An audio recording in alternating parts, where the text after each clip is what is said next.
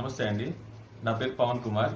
మాది గొల్లగూడెం గ్రామ పంచాయతీ, ఖమ్మం జిల్లా రూరల్ మండలం గొల్లగూడెం గ్రామ పంచాయతీ, కార్తికేయ టౌన్షిప్. మొన్న 19వ తారీఖున మా మమ్మీ వాళ్ళు తిరుపతి వెళ్ళారు. 20వ తారీఖున దర్శనం అయ్యి 21వ తారీఖు రిటర్న్ అయ్యారు. ఇవాళ మార్నింగ్ లడ్డూలు ఓపెన్ చేసి చూస్తే ఆ లడ్డూలో అంబర్ ఒక ప్యాకెట్లో పెట్టి ఉన్నది. చాలా బాధగా అనిపిస్తుంది. ప్రతి నెల వెళ్తారు మమ్మీ వాళ్ళు. ఇలా ఎప్పుడు జరగలేదు, ఫస్ట్ టైం ఇలా జరిగింది. దీని గురించి ఆంధ్రప్రదేశ్ గవర్నమెంట్ కొంచెం సీరియస్ యాక్షన్ తీసుకోవాలి వాళ్ళ మీద. 20వ తారీఖు దర్శనం చేసుకున్నాం.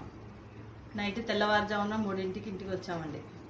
పొద్దున లడ్డు స్నానం చేసి లడ్డు తీసి మా బాబుకు పెడదామని చూస్తే ఇందులో నవ్విలి పెట్టిన పొగాకు ఉన్నదండి, పొట్లం కట్టి.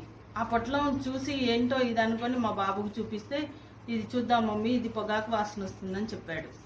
అంత గొప్ప దేవుడి దగ్గర ఇలాంటివి జరగడం కరెక్ట్ కాదు కదండి.